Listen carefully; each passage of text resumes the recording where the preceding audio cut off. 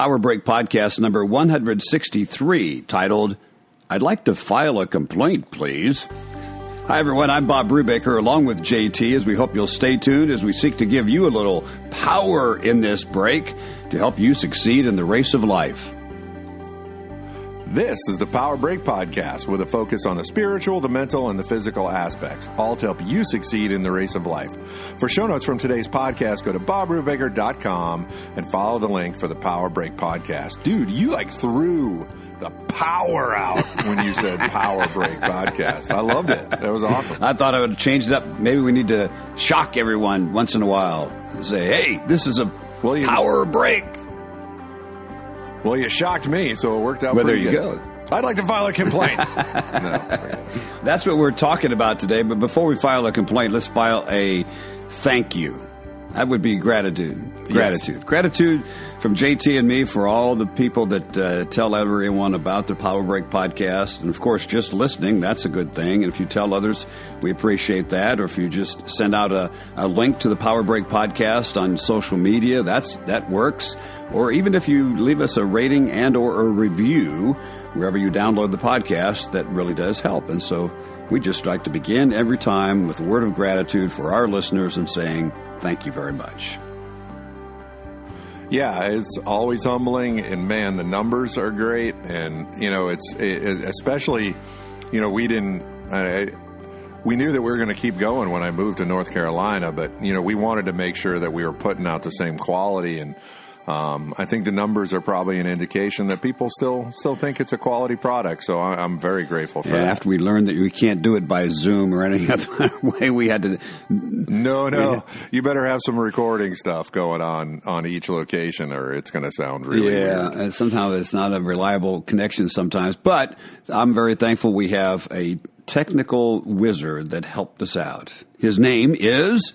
Drum roll. His name is John Trevino, also known as JT. Yeah. All right. I took a guess and it worked out. So yes, it worked out. Your expertise really did pay off. So JT, we're talking about filing a complaint today. What has been your experience in trying to file a complaint with a business, or ever have you? You mentioned that maybe you haven't. Yeah. No, I'm not a complainer. What I do usually is if I'll have a conversation with somebody, and it's really usually not a complaint. It's like, hey, listen, this is where I'm coming from. What do you think? And if they're not willing to do something, then I'll just never do business with that business again. I'm pretty direct like that. For me, it's all about customer service when it comes to businesses. And the reality is this, I, as a police officer supervisor, as a sergeant, my job was to field complaints. So when somebody, didn't like our customer service, I got it. And I will tell you that the large majority, now I took everyone, and I tried to be very careful to take everyone seriously, but the large majority, the complaint was that they didn't like the fact that they were basically called out on something, or they were caught in something, and the police officer did what they were supposed to do, which is hold them accountable. Oh. So, that was usually what the complaint was, and then it would, turn into, oftentimes the complaint would end with they weren't getting what they wanted, which was for us to, not send charges to the state attorney or get rid of a traffic citation or whatever. And then it would end with, all kinds of nasty things about why cops should all, fill in the blank, die, be shot. Go have a donut. All held accountable. Yeah, no, the donut thing, man, I would have loved that. At the end, it was all pretty awful. It was all just nastiness. So, yeah, how about you, man? I've never known you to be a complainer, dude, at all. Complaining. I guess I wrote the article. Isn't in your DNA. I wrote the article about a couple of experiences I had. First of all, we ordered one of those buy your meat over the internet, and you get it delivered every month, and this really super deal. And just the thought we received buy your meat over the internet. We received this first box, and it was like wonderful. Came right to her door, and as all packed in dry ice and everything else, and it was really good. And what a great deal! And the second box we'd ordered, and it never got to us. And yet we received an email that said, your package has been delivered. And we said, uh-oh. So then I went on their website trying to figure out, where can I file a complaint? And I had to search the website, okay? Then as I got on the website, the place, and I clicked on the area, of course you didn't speak to anybody. They didn't have a telephone number. They had a live chat. The best you could do is a live chat. So as I'm rehearsing what happened to the person, I thought, and all I got back was these automatic answers. Okay. Oh, no. It was so frustrating. I mean, this went on for a couple of days. I'm trying to get a hold of them to let them know, you said you delivered my package. You've charged my credit card, and I've received no package. I finally somehow got through to a person through email and I told them this, and it was, again, all these pat answers. And so finally they said, well, we'll send you out another box. And they sent out another box, and the exact same thing happened. And again, I went through the frustration of trying to contact them, and I finally got a hold of somebody through email. They actually responded to me, and I said, please cancel my order. You haven't fulfilled it. Anyway, it's very frustrating, because I really wanted. Oh, it is very I wanted the meat. But the most important thing that I need to know was, all of a sudden your neighbor smoking meat in his backyard? No, no. Actually, we live in a condo complex, and Jan went through as she was walking, went through up and down the rows to see if somebody had a box of meat on their front porch. That's really funny. Anyway, yeah. So that one, and then was not really connected, I don't think, but I had some credit card fraud, so I called the credit card company, and of course what they do is cancel your card, right? And they told me that they were going to send out a new card, and it took forever, and I kept calling back, and they just gave me this pat answers. Well, too bad, so sad, and anyway, I was very frustrated when I wrote this article, but it's all about filing a complaint. And so here's the point. Since businesses seem to want to slow down things or even blow off your complaints, many people assume God is just like that, since they don't seem to get anywhere when they're trying to file their complaints or their heartbreak to God. So we need to stop the music and hold the phone here, because it's a matter of not just complaining and not taking time not taking time to know how to approach God with that complaint, namely in the midst of a lament. A lament is much different than just a mere complaint, although it does include a complaint, because as a result of putting the effort into a true lament, God gives you peace as the Spirit of God ministers to you in your effort to come to God's throne of grace with your lament. It's really a matter of connection of our groaning with His grace. Just like it says in Romans chapter 8, verse 26, likewise the Spirit helps us in our weakness, for we do not know what to pray for as we ought, but the Spirit Himself intercedes for us with groanings too deep for words.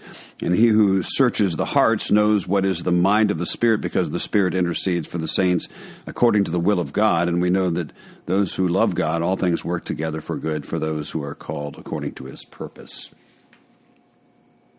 Yeah, I absolutely love laments, and I have to give credit where credit is due. I never really had a pastor or a friend or mentor really talk to me about laments and what they were really all about, and they are so important. I mean, and they are so they fill a gap that I think a lot of us are missing in our prayer life. Because a lot of times we don't think it's okay to complain to God. Exactly. Yeah. So we kind of, especially, it was funny. There was a comedian on the radio the other day, and he was talking about he was raised Catholic like I was, and there was kind of like there was a chain of command that you had to go through before you went to Jesus. It was really funny, Oh my goodness! Oh, that's right. Good. Yeah, that's true. Yeah. I mean, you had to go. you went to the nun, and then if the nun thought that you should go to the father with it, then you go to confession, and then the father will, he'll be the one that say, but don't bother Jesus with it. She was just kind of joking around about it, but that was kind of the feel of the whole thing. So, when I grew up, like the last thing I would do is lament in prayer. It was almost like, you don't need to hear that, but that's what he wants to hear. Yeah, and it's interesting that because of that, it's interesting. I had a double dose because, what we're talking about is really based on my sermon this past Sunday, which happened a couple of weeks ago as this podcast will be published. Nevertheless, I was actually teaching a Bible study. We're going through a series of death and dying. One of my elders and I are teaching it. And in the Sunday morning Bible study, I was teaching on the place of a lament in the mourning process and the grief process. And most people have never been taught even how to lament and the place of that. But it really is. A lament is a special place where God's heart is touched and he ministers to us as we lament. So that's where this whole thing started. So... Oh, that's awesome. Let's continue to talk more about that as we turn to your article. Folks, if you haven't been to BobRubaker.com, get there, check out the resources. At the very least, sign up for the blog. It'll show up every Monday. A shout out to my mother-in-law, actually stepmother, technically.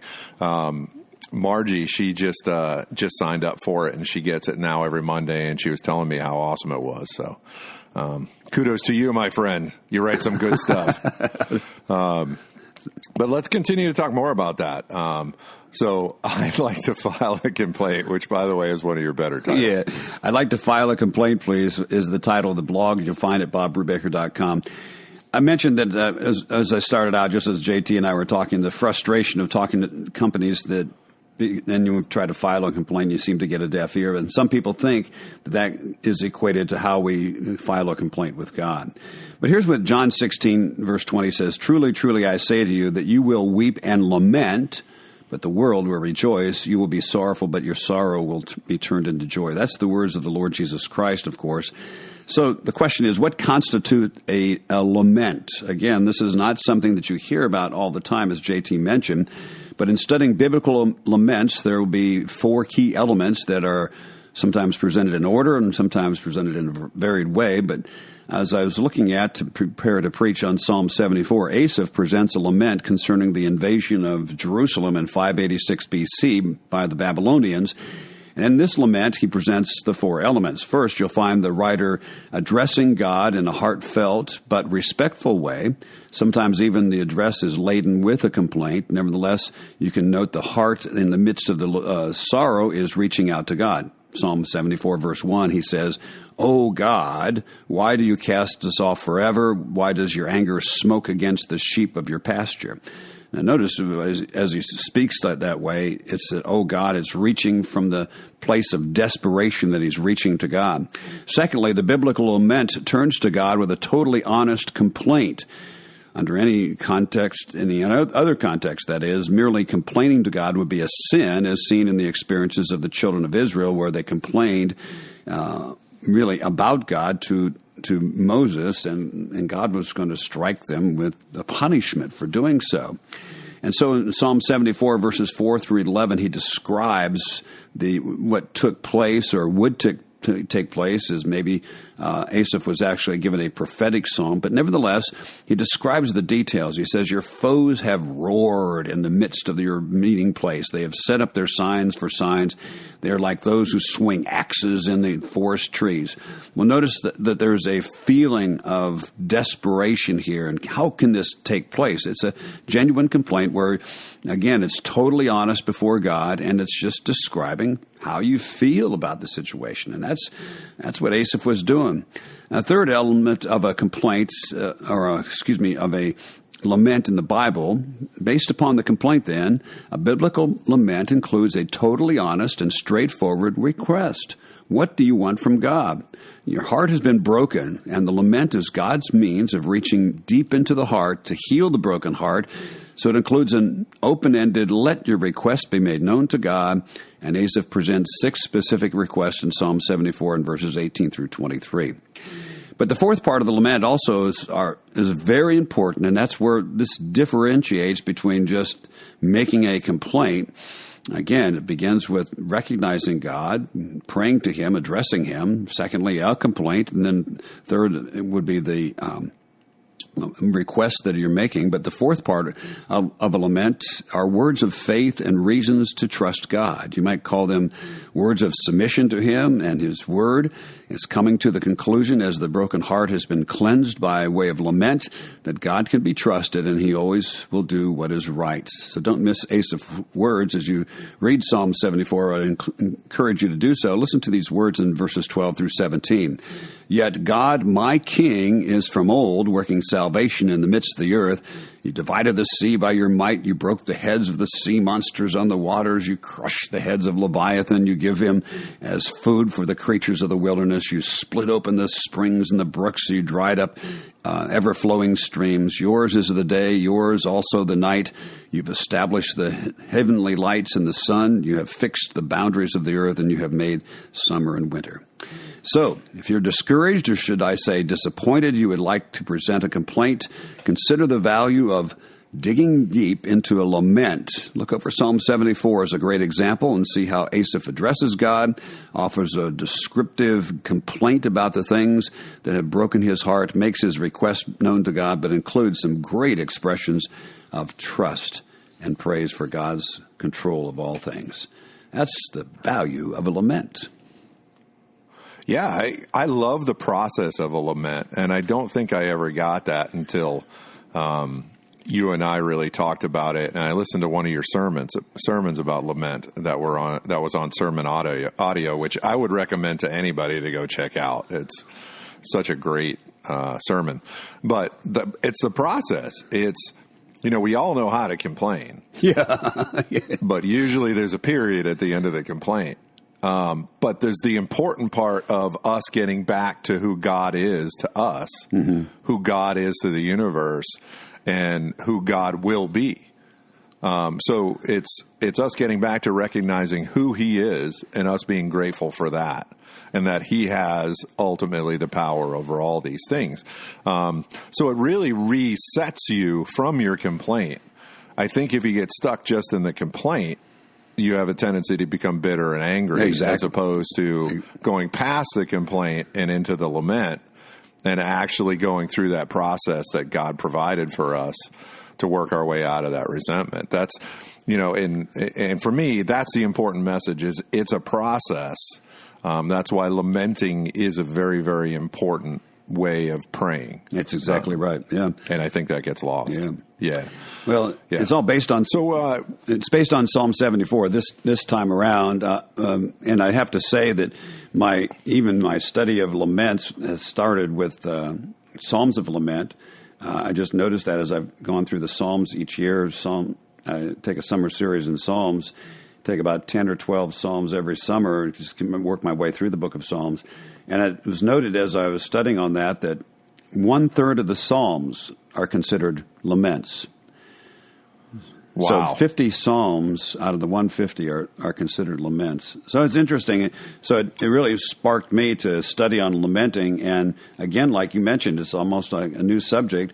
But as I was studying for my Bible study that I was teaching on Sunday of Death and Dying, I've never heard of anybody bringing hope to those who are mourning by way of lament, but that is exactly what it is meant to do.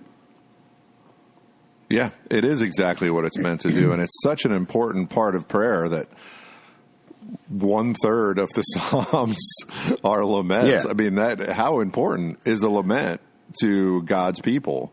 And I think that's something that, kind of in the modern era here, we've completely forgot is how to use that the way God intended it to heal us and get us back in the right direction and refocused on Him. That's exactly right.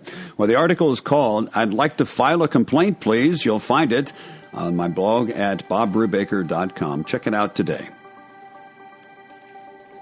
So what else is happening, Bob? Any news we need to know about? Well, I thought it would be a good time to talk about God's Power Line of Prayer. That's exactly the book that I wrote on when we do pray, that the work of the Father, the Son, and the Holy Spirit is working on our behalf as we pray, and also taking our request and then bringing back the answer. I just called it God's Power Line of Prayer. It was excited my soul as I wrote it, and I trust you'll enjoy it. God's Power Line of Prayer. You'll find it at bobbrubaker.com. And while you're there, check out the sermon links of the sermons I preach here at Christ Community Presbyterian Church in Clearwater, Florida, including the sermon that I preached recently as I wrapped up the summer series in Psalms this year from Psalm 74. It's really a psalm of dealing with disappointment. And check that out at bobbrubaker.com. This is the Power Break Podcast. I'm JT along with Bob Brubaker, and this is time on the podcast for questions and answers. If you have a question for me or Bob, feel free to email me at jt@bobbrubaker.com, and we'll get to answering that on an upcoming Power Break podcast. Are you ready for question number one? I guess we better get at it. We were getting a little long in the tooth here. I don't know. Oh, are we? I think that's an expression. I was trying to picture you with a long tooth coming out, like a saber-toothed tiger. Snaggletooth? Yeah, there you go. What was that all about? What's up with that? He's the mountain man now, but hasn't turned in. I was going to say, this is part of your mountain man thing, if I know what's coming next. This is a very bad question, but I'll ask you this question anyway. Oh, so as you've been riding your bike, and you could justify it now, have you found a special donut shop? It's funny that you say that.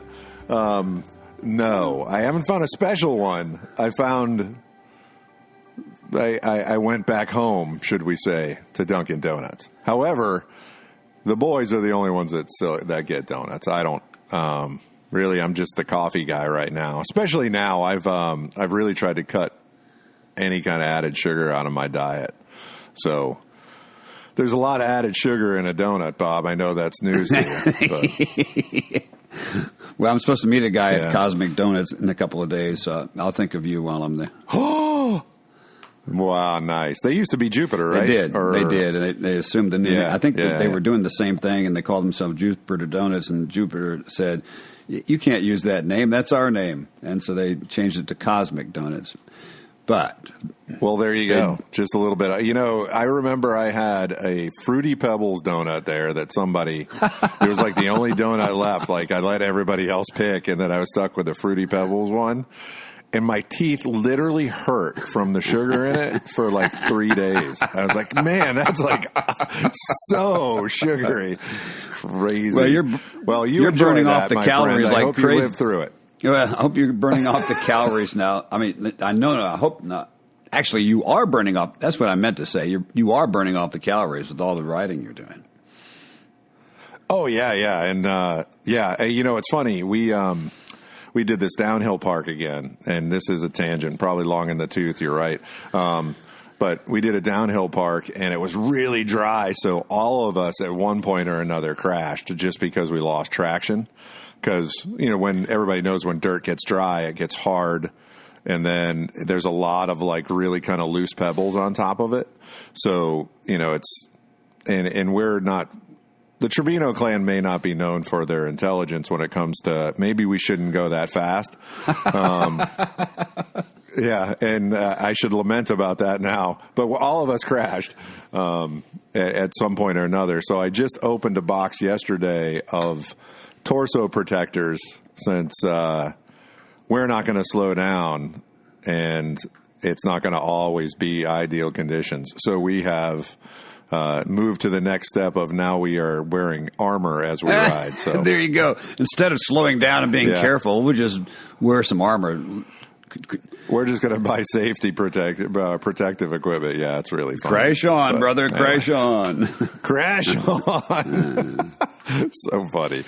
All right. So question number 1 from the spiritual side of life. So we've talked about lamenting before, actually, on the podcast, and like I said, your sermon on Sermon Audio is so good about lamenting. So before we talk about the contents of a lament, why do you think that a lament seems foreign to most people today?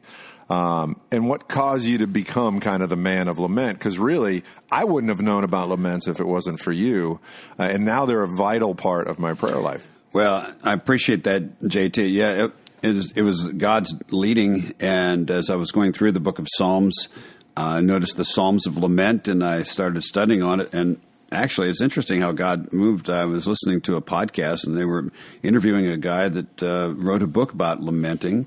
And no sooner I ordered that book, and I was still studying on lamenting as I did, and I heard another podcast. A man was talking about how the church doesn't know how to lament anymore. As a matter of fact, the songs that we sing, we rarely sing a song, if at all, in the minor key of which a lament would be sung.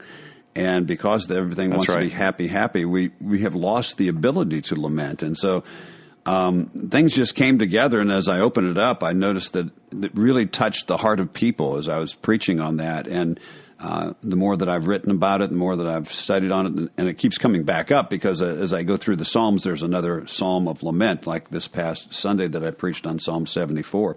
So that's how I become the man, the kind of the specialized, I don't know what you call it, but it's the way that God opened up the door, and I noticed that it makes the Psalms even more tangible, that we touch out, that we're touched by them because we feel like they speak to our heart. So that's where it started. No, that's so good, man. So I know you already touched on it a little bit in your article, but what are the 4 parts of a lament, and how can we develop a lament, like as we are sitting down knowing, hey, I'm going to pray. How do I do this? What are the 4 parts that I have to make sure that I hit when I sit down and go through this process? As we do, I just want to say that I'm sure the psalmist didn't sit down and say, what are the 4 parts? These things keep coming out as you look at Psalms and even the book of Lamentations, that the 4 parts are there.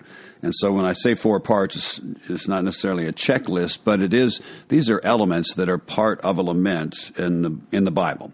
The 4 parts of a lament include an addressing of God, just very respectful, that instead of just, yelling a complaint, you first of all address who God is. Secondly, the complaint is totally honest and totally open to God and what your heart is feeling. I mean, after all, it says that our high priest, the Lord Jesus Christ, is touched with the feeling of our infirmities in Hebrews chapter 4. That's in the King James, but that's a great way to think about it. And he wants to know how you feel. So the complaint includes our feelings, and then a request is based on that complaint. Here's what I need, God, and then, of course, a word of trust or praise. Now, Psalm 74 is the latest example that I've come up with because that's where I preached this past Sunday. And it's a great example of all 4 parts, not necessarily in the order there, but you'll find them, they're scattered through that, and there's actually 4 parts there. And some of his complaining, he rehearses a little bit in the beginning, and then he digs into it later. And again, the request, he starts out just kind of a preview request, and then he goes through the complaints, and then he talks about trust, and then he concludes with his request. But anyway, those 4 parts, addressing God, the complaint, the request, and words of trust or praise. Awesome, man. So good. So from the actual mental side of it, what mental benefits is there from lamenting? From a mental side, you know that you have confidence or assurance. Now, this is, again, where the spiritual and the mental come together, but just in following a biblical pattern, I think it's just having in our mind, this is a biblical pattern for prayer that God assures us he will hear as the Holy Spirit helps us to pray. So the result is actually peace of God that increases our faith as he ministers to us through the lament, and we have the heart of God as we present our lament. Oh, okay. Yeah, it totally makes sense. And I don't know if people really kind of understand that part as you go through it until you actually go through it. I think I was always drawn to laments because of that first part, that expression of almost, it's a complaint. It's anger usually, or it's frustration, or it's doubt, or whatever. I think a lot of us are always drawn to that part of the lament just simply because we feel that way. But I think oftentimes we kind of stop there. We just don't move on to the next part of it, which is that expression of ultimate power and glory and faith in him and all of the things that have to kind of follow that part to get us back to center. Well, actually, it's really healthy to take the time to write a lament. Whatever's burdening your heart. I actually led our Bible study through an exercise on Sunday as I was talking about, let's just take the scenario that you've been told that you only have a week to live. And how does that make you feel? Wow. Okay, and so then we just went through, how would you address God in that situation? And we just put some things on the board. What would be your complaint? And the complaint would be, well, I'm going to be taken away from my family, or, things that you go through, and you just think about that. And then what request would you be making, and then, right. And you end with what would be a word of praise, that God has all things under control. It was really interesting how people just came together. And so it takes some effort, but as we've talked about before, the effort is worth it if we'll apply ourselves even to this special means of prayer called a lament. Awesome, man. Good stuff. All right, let's turn to question number 3, which most of our viewers know is going to be from the physical aspect. So let's talk about types of workouts. Basically, there are 3 types: endurance, interval, and then recovery. I will probably always argue that the last one is the most ignored. But what say you, my friend? I think it's interesting because I would like to get an idea of how you would define an endurance workout, JT. Endurance for me is really all about constant effort. So when you look at your heart rate, you're kind of parking at some place, and you're really trying to maintain that effort at that certain level. And there are a lot of different things that you can use as your standard. You could use heart rate, you could use power output, you could do whatever. Zone 3 workouts, zone 4 workouts. There's all kinds of different ways that you can package it or talk about it. But for me, an endurance workout is just it's longer. You're not going into lightened matches. You're not going into anaerobic stuff. You're staying in aerobic. Yeah, but it's a very consistent effort. That would be my definition. Interval would be your lightened matches. Yeah, and then you're coming back out of it. Yeah, and recovery is recovery.